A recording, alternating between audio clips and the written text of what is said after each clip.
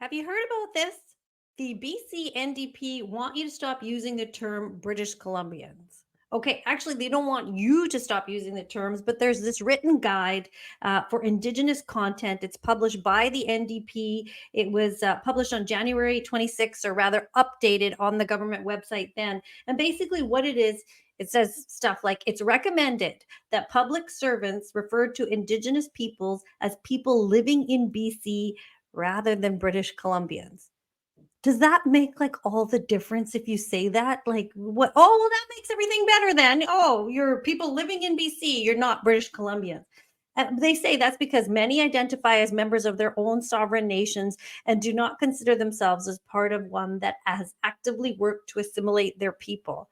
Why don't you worry less about what you are calling somebody and worry more about how people are treated and what you are actually doing to them?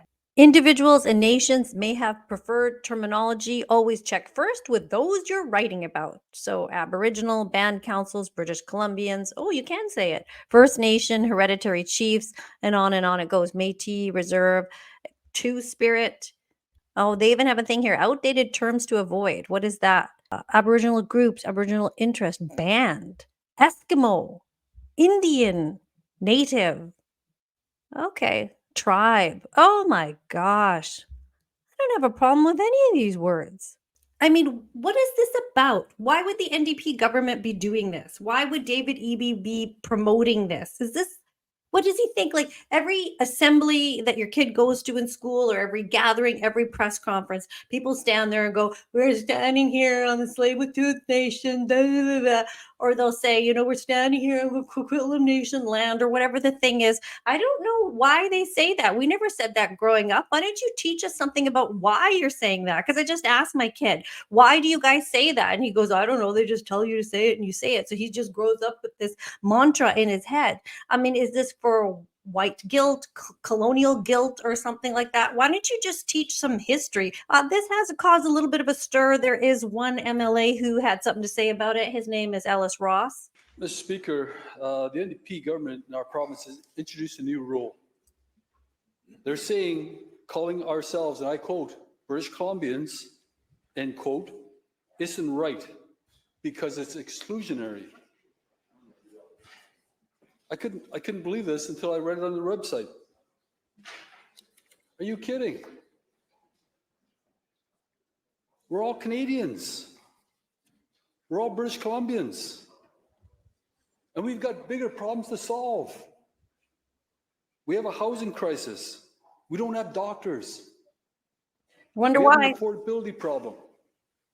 Wonder why. Instead of fixing these problems, the NDP is spending time and money trying to control what words British Columbians can and can't use. This effort to erase history and foster division is offensive.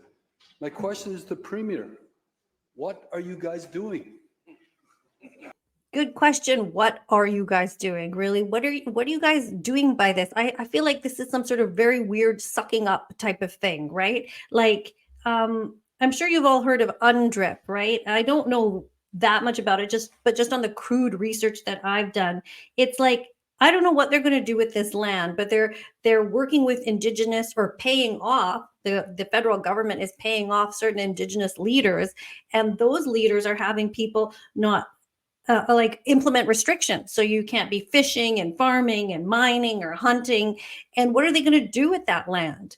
Are they going to sell it to somebody? I mean, they're slowly restricting your land, but sucking up at the same time. And I think that that's what all this Indigenous sucking up has to do with. I mean, it doesn't matter what you call somebody, it matters how you treat them. Really, does that make all the difference by saying British Columbians versus people living in BC? It's just stupid. And all what you do is just have people trip on themselves, try to be politically correct, not know what to say, and stumble and bumble around because people are trying to not, call you the wrong thing. We've really gotten so far with this call you the wrong thing. Doesn't it matter how you treat someone? Doesn't it matter if you have clean drinking water and nice living conditions, good hospitable living conditions? Isn't that what's important? And let me tell you something just on a personal note. I'm a brown woman. That is of no shock to anybody. But a lot of people don't know my race. Obviously, you probably think I'm some sort of Indian, but you don't know if I'm Punjabi, Gujarati, Ismaili, whatever. I'm a Fijian Indian, was born in Vancouver. My parents are we're from Fiji, but our history goes from the northern part of India and the southern part of India. So I'm of the Hindu faith, and that's what I am. Fijian Indian. So whenever anyone calls me a Fijian Indian, I can relate to that because that is something that means something in my heart. So, but if I'm supposed to tick a box on a form, the box that I tick is South Asian. Like, I do not relate to being called South Asian. That does nothing for me. I'm South Asian. Who are you talking about? I'm not from Thailand or Laos or anything like that. So I do not relate to that. I do not identify with that term, but I don't sit there and cry about it like a big baby. I just tick the fucking box. What matters is how am I treated in life and in society? Do I have the rights and freedoms? No, I don't. Do I have a good life with civility and freedom? Is my government looking after us, or are they squandering money? They're squandering money. But yeah, I think that's what's important. So I don't sit there and cry about it. That's not what matters, is what you're called. Are you a they? We're not going to get into all this stupidity, this stuff, right? With the people living in BC, blah, blah, it's all dumb. And it's all for what purpose? To confuse people, to trip all over yourself and stuff like that. So whatever box you have to tick, I mean, tick your box. Take your box and shut up. Not everybody knows what you are, who you are, what you want to be. Not everybody cares about your feelings. What matters is how are you treated in life and how are you treated in society. And I hope that this stupid thing, just goes down the toilet where it belongs. I don't really see this kind of thing having legs. But you know what? This government, when they want to do something, they sure do force it upon you.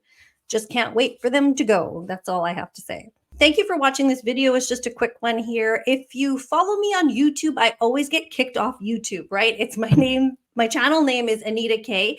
If you can like and subscribe and to me over there, that would be awesome, because I want to see if I can get up to 1,000 subscribers there. I have many subscribers in other places, just not YouTube, because I don't seem to do well there. I'm always like shadow banned and stuff like that. And I haven't bothered to change the channel, like create a new channel, because I figure, well, let's see what happens with this. I really want to say to anyone who follows me on Rumble, thank you so much. Like, my last video, I thought a lot of people saw that. And for me, I'm happy if like 10 people watch a video I do. So to get any type of bigger number, I just appreciate it so much. So thank you all for watching my Bonnie Henry videos over on Rumble. My Rumble channel name is AK Straight Speaks. I do have a website, a little bit hard to find because when you type it in, I don't always come up, but it's anitakrishna.com. And that's all I have to say for now. Thank you so much for watching this video. I'll be back again.